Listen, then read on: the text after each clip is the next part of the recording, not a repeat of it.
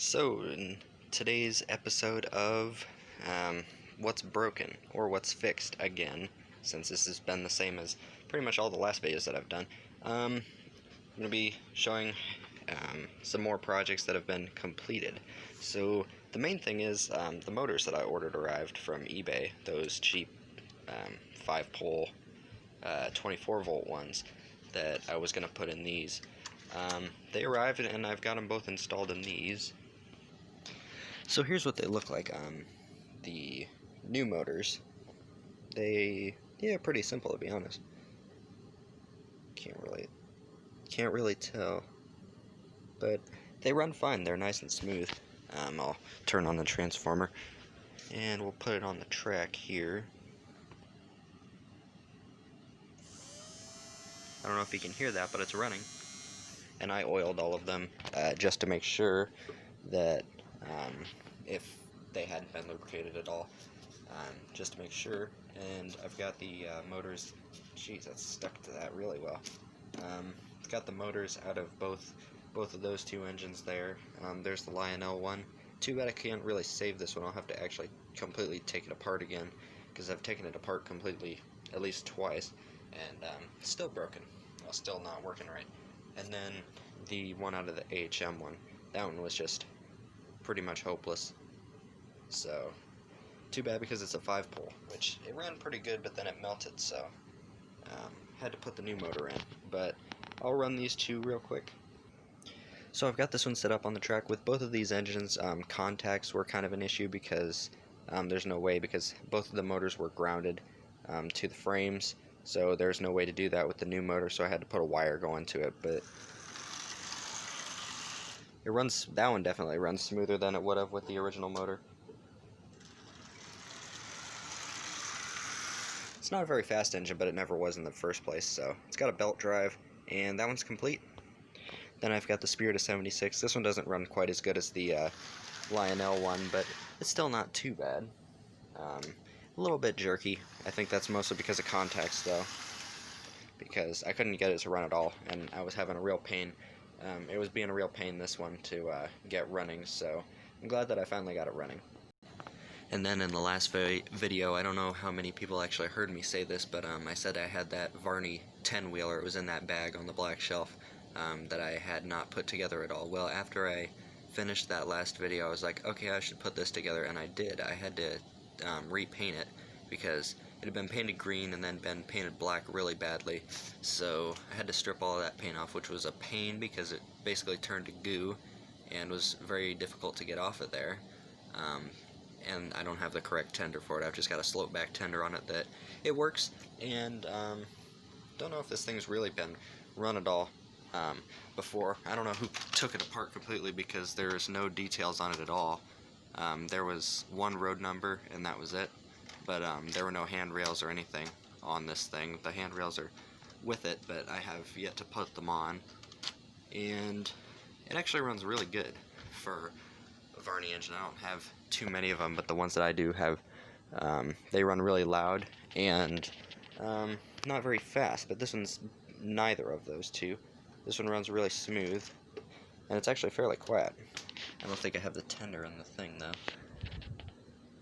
There we go. Oh, God. There we go. It's kind of fiddly, and camera angles aren't very good, but have I got it going the right way? Yes. See how smooth? That one's pretty smooth, except for over that switch, but it runs pretty smooth, and it's nice and quick. That is 70% on the transformer before I run into those cars. We'll back it up again. It needs time to run in. I haven't ran it too often, but it actually runs pretty nice, and it's got all the parts. I had to steal one of the drive rod holders off of the other Varney 10-wheeler, the 460, since it doesn't have any of the separate rods on the other side, so I just replaced it with a regular screw. But since this one has them on both sides, I had to have that special piece. Otherwise I wouldn't have been able to connect the rods. And fortunately that other engine had one still, and it didn't really need it, so I stole it off of that one. Then the only difference that's actually over here is the Mark's 1998 diesel was kind of acting up, so I've taken it apart. The E unit was sticking on it, so um, I've had to clean it, but I haven't gotten it completely back together yet. So that one I'll probably work on later. And then everything else, nothing has moved except for this. I had to test it one more time, and it still doesn't work. So I haven't done anything to it, but just wanted to test it. Then, as you guys know, I am always getting something new. It really doesn't matter, some new train item. As you can see down there, I'll show in a sec. But main thing, I just got this earlier. This is, I believe this is a Marklin. I have it taken apart, but it's an 060 steam engine. I got this for like $15 at a antique store. And he had this, and then he had one of those old AHM Plymouth switchers. They were both 15. I just got this one. I didn't need that Plymouth switcher really, but this thing is very unusual. I knew this was 3-rail anyway, so I wasn't really going to be able to run it unless I make some 3-railed track or actually get some.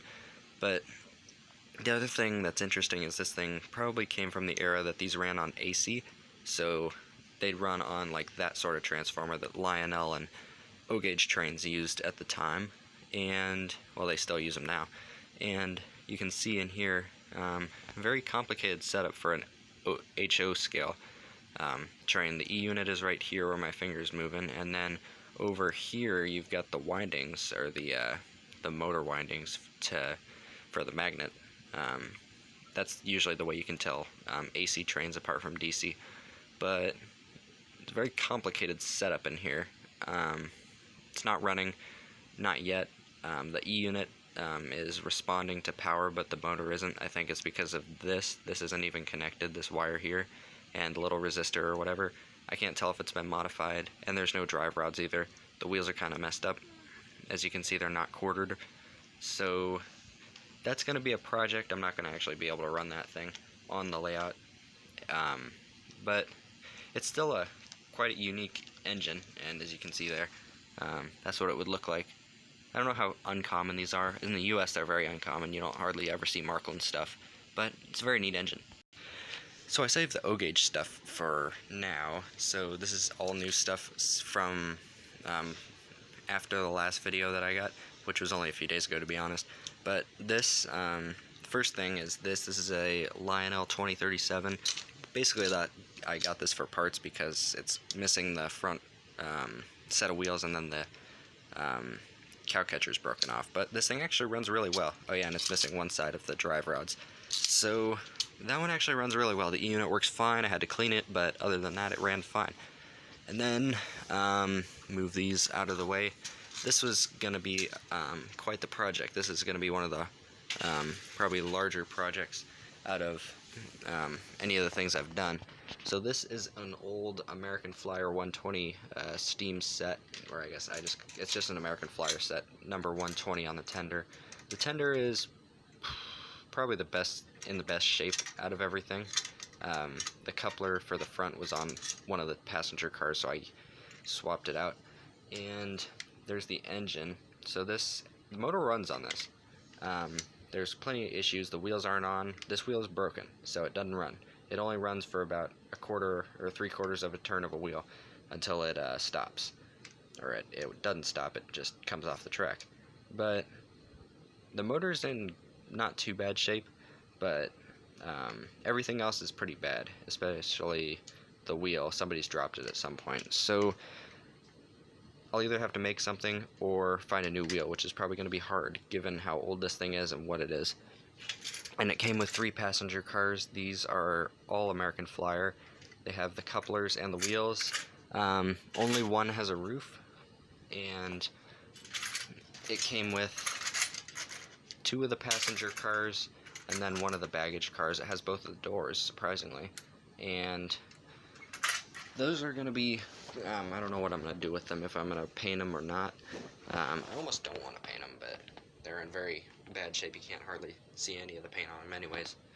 And then, same guy had these are old Marks accessories. This is one of the clocks, and then there's one of the old crossings and an old signal. So those are really neat. I put those on the layout, and then I just got this today. I just got this today with the Marklin engine. This is one of the Lionel Rotary beacons. It was only like 19 bucks. So I was like, yeah, why not? I need to get it because I really want one of the beacons. And this is one of the newer ones where it doesn't balance on the light bulb. It's actually got a little thing, and it actually works. Same with the light bulb. The light bulb is kind of, the mechanism in there needs to be fixed up, but it actually works pretty good.